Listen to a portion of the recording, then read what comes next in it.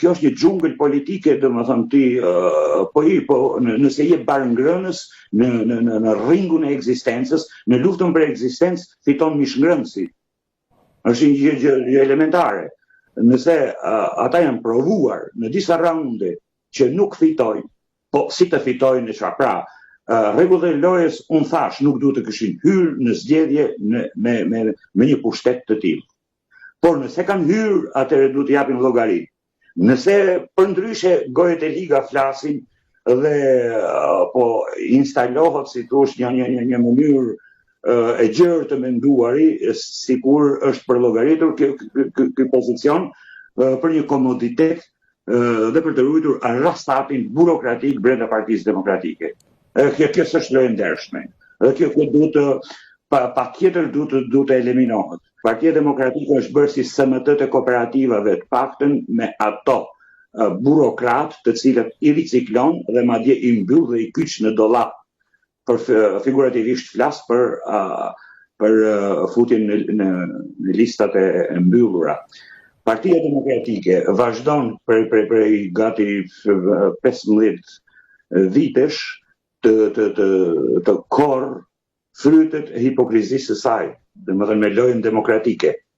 Tani nuk duhet të dalë tek ajo paradigma anatemimi që ndryshe përkthehet me fjalë opozitës. Po opozit duhet i bësh opozitës sepse mentaliteti i saj, format e saj, mënyrat, qasjet nuk janë dolen që nuk janë të efektshme, nuk japin më rezultat. Çfarë bëhet? Duhet ndryshuar një pjesë e madhe, po themi, e burokracisë së lartë të Partisë Demokratike. Kam përshtypjen se sa herë dalin në televizionet publike apo nëpër studio, ja heqin nga 1000-2000 vota opozitës. Pra i marrin, i kalojnë në favor të mazhorancës. Absolutisht janë bërë të padurueshëm. Janë bërë, si më thënë, të pahonepshëm. Zoti Berisha është i vetmi termocentral bërthamor, nëse mund të flasim me figura, i një energjie të pashtershme. Por zoti Berisha është në zgabojt diku te 80 vjetët. Plot energji i lavdi Zotit, ka si thua shumën e përgjithshme të energjisë se të gjithë burokratëve që mban rreth rrotull në kryesi të partisë.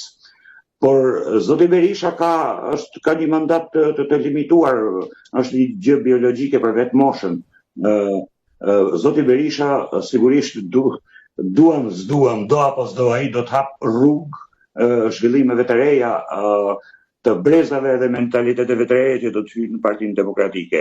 E në qoftë se është ndryshe, atëherë do thotë që është një parti që do të mbahet monument kulture për një pakic, domethënë për një burokraci. Kjo do të jetë gjëja më e keqe e mundshme.